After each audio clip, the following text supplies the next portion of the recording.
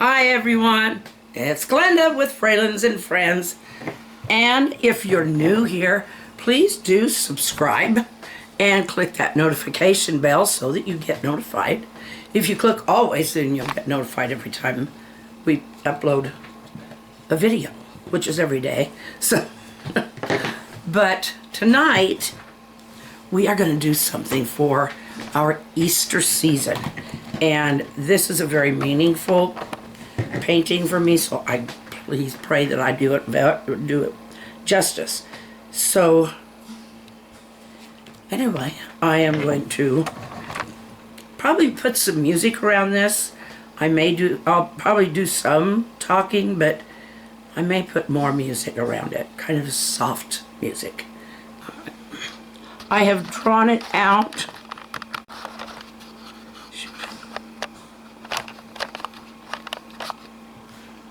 I've drawn it out. It is, if you can see that, it's a cross. I've drawn light so that I don't have so much trouble covering the pencil markings.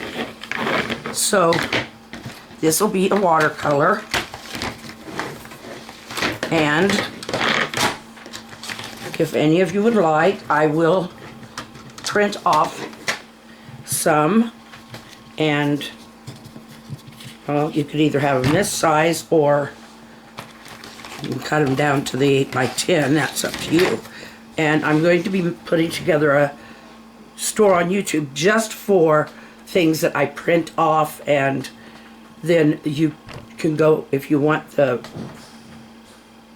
more completed paintings like the one I did with the meadow, then you can go to our store, which I will give you more information on. So here we go. This is the cross. You know, they had really no idea what they were doing when they crucified Jesus, or they probably would never have crucified him, which was his whole reason for being here.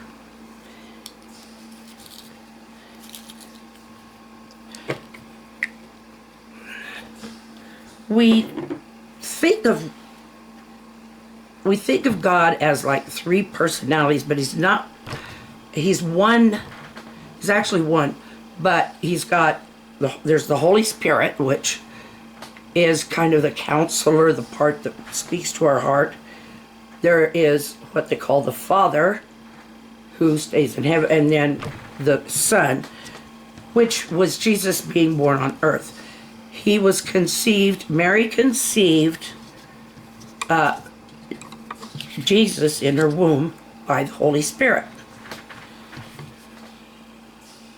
So she did remain a virgin.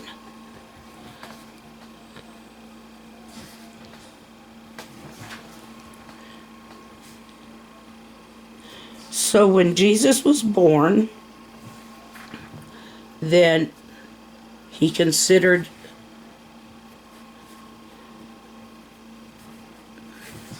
himself the Son, which he was the Son of the Holy Spirit. I am putting in these are watercolor pencils.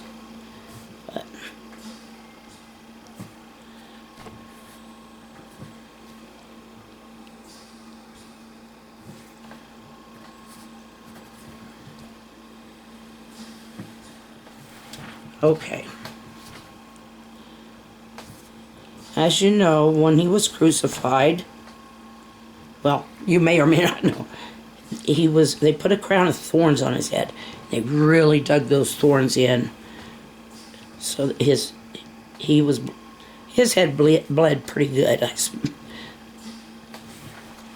Okay. He was not tied on the cross like many. He was nailed on. The nails through his wrist is what they now believe, because the hands just would not support. The wrist would. So down here, I'm going to handle this later. Okay.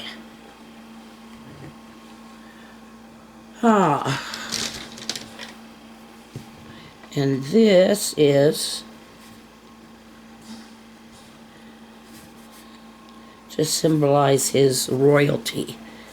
Now, he was very humble on earth. He was born humble, he grew up humble, and he stayed humble.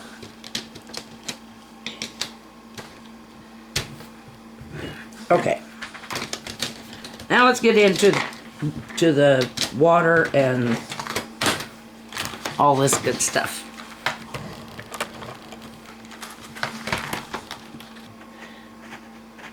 Jesus was arrested by the Romans at the request of the Pharisees. Now, the Pharisees were a group of priests who considered themselves to be the elite. And, well, let's just say there's a lot of difference between the priests that started in Israel with the Hebrew nation, which were Aaron and his sons, and the types of things that they were instructed from what they call the law of Moses. They knew the law of Moses very well, but sometimes it was kind of, I don't know, they gave themselves a pass, I think, on a lot of things. But they got, I think the Roman soldiers they went to help arrest Jesus, probably because otherwise the Pharisees wouldn't going to make a big noise in the Senate or before the king. When they called him King of Kings, and like I told you with Palm Sunday, they were talking about they thought they were expecting an earthly king. That was not Jesus' mission. He was to die as a sacrifice for us. So, I mean, they were brutal to him.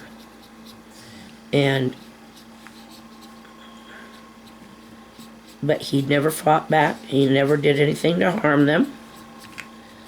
In fact, while he was on the cross, because he knew this was what was supposed to happen.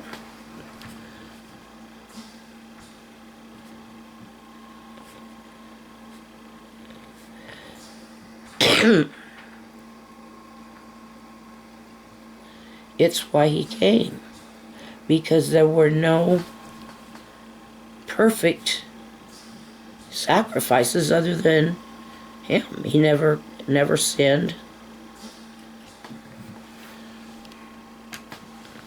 So,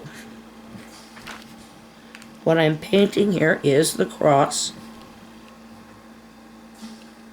Okay, this represents, well, I think it kind of represents his royalty, heavenly royalty, but also the cloak he probably was wearing. Now, there were Roman soldiers who bet over his robe, torn it to pieces. But this is a sash, I believe. I'm not real sure if the people who originally drew this. But anyway.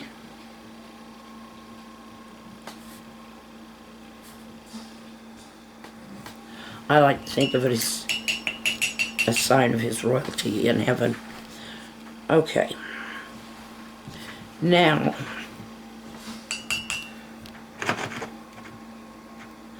last year I painted Jesus on the cross.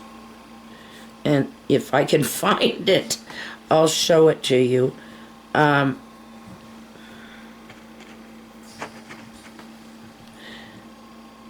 that's darker. It is, yeah, Jesus, I painted Jesus on the cross, and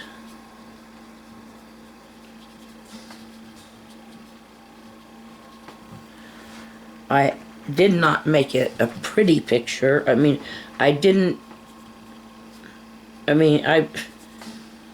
there was blood coming from his side, because that's what happened.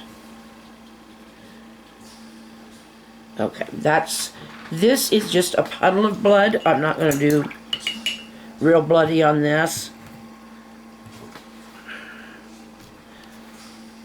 Oh, anyway, I'm doing, because Jesus isn't on the cross with this, it's a reminder. We do not worship the cross. The cross is kind of an icon, or just something that we use to show.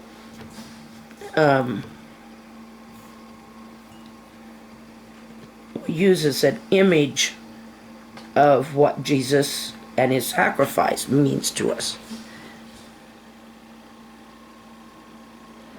It is definitely not something to worship.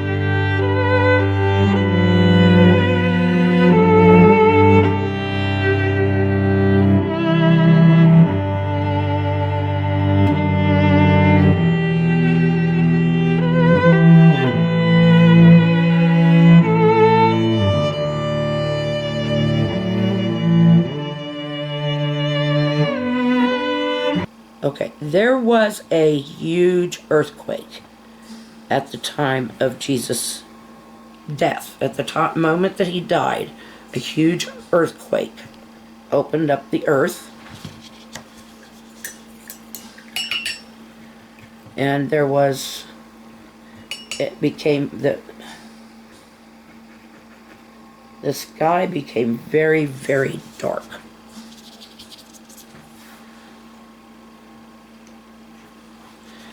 Now this, oh, that's purple. I don't want that.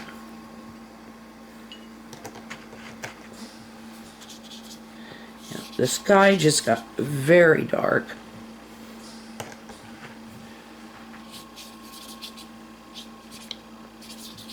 And the whole, everything was just kind of covered in darkness at the moment.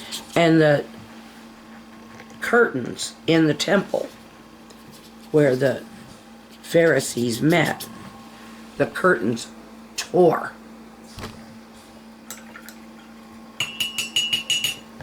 I'm going to put some grass in here. The curtains tore all the way from the top to the bottom, just right down. The reason I'm not putting a whole lot on here of the sky and is because it's hard to get it to. It's hard to get it. I know I could if I really spent a lot of time.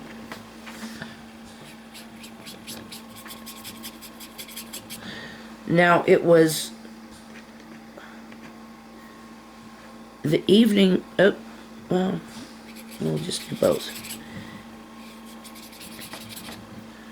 Now the Sabbath, well, let's see, I'd have to look that up.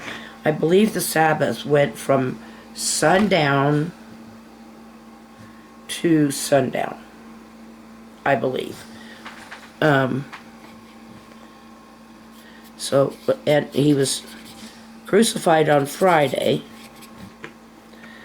But anyway, since the Sabbath was on Saturdays then. It was the 7th day of the week. So Saturday was when they observed the Sabbath. And so when they came to claim his body, they needed to get it done before and get him, entombed. They didn't want him just hanging up there. And they knew he was dead. They watched him die. Mary, his mother, and Mary Magdalene, I believe, was there. Anyway, I don't know.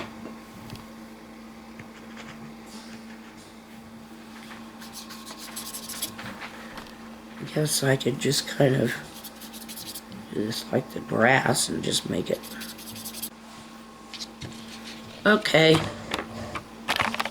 There we go. So this is what we have. And so they were able to put him in his tomb, in the tomb before sundown. But they were not able to prepare his body with all the herbs and stuff that were considered to kind of help with the smells. And kind of, I don't know if they called it embalming or what they called it, but it was preparing the body. So when they came back on Sunday, that's why I'll do the tomb next. I'm over speaking, and I love you. Take care. Show your love to someone else with a big smile. That's the biggest commandment, Jesus said. Love your neighbor as yourself. Of that, there can be no law. So there's no law against that. So, we'll see you again tomorrow. Good night.